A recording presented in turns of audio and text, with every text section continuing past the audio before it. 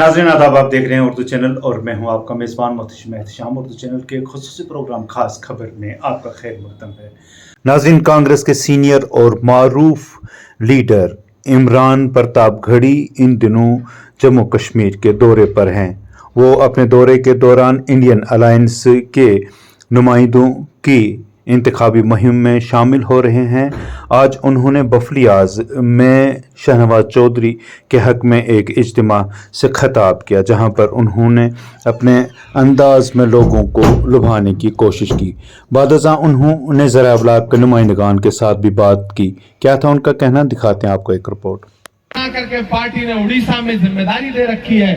आपके बीच का बेटा पूरे मुल्क में, मैं जब चौधरी शहनवाज के लिए मैंने ट्विटर पे फेसबुक पे अपडेट किया कि मैं बफलियाज जा रहा हूं, तो यकीन जाने हिंदुस्तान के सैकड़ों लोगों के मुझे फोन आए कि जाइए इमरान भाई, हमारी तरफ से भी लोगों से अपील करिएगा, क्योंकि शहनवाज हमारा भाई है। तो मेरी आपसे गुजारिश है, और जिन्हें ये लग रहा होगा कि वो शहनवाज के साथ साजिश कर लेंगे, नेशनल कांग्रेस और नेशनल कॉन्फ्रेंस दोनों के साथ साजिश कर लेंगे, मैं उनको आखिर में बता सिमट के आएगा, हर रवायत से हट के आएगा, आंधियों को जरा खबर कर दो, आंधियों को जरा खबर कर दो, शेर वापस पलट के आएगा, शेर वापस पलट के आएगा। अगली रैलियों के लिए, जलसों के लिए पहुंचना है इंशाल्लाह, फिर आपके बीच में आऊंगा। सोया है चौकीदार, विजय माल्या नाक के नीचे से हो गया फरार, कहाँ सोया है चौकीदार, कहाँ सोया है चौकीदार, के चाय बेचने वाला पूरा भारत बेच रहा है। एक दिन पार्लियामेंट में खड़े होकर के प्रधानमंत्री जी तकरीर कर रहे थे, बोले बताओ कांग्रेस वालों तुमने 70 साल में क्या बनाया। मुझे लगा कि मैं खड़ा होकर बोलना शुरू करूं, तब तक मल्लिकार्जुन खड़गे जी पलटे, बोले इमरान मत बताना, जो भी बताओगे ये उसको भी बेच देंगे, इनका काम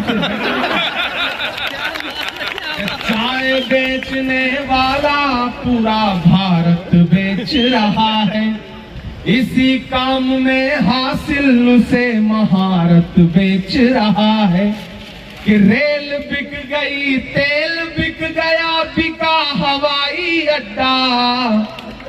अगली लाइन पे उठे आपकी तालियां, कि रेल बिक गई, तेल बिक गया, बिका हवाई अड्डा, सब कुछ बिकता देख के खुश हैं अपने जेपी नड्डा,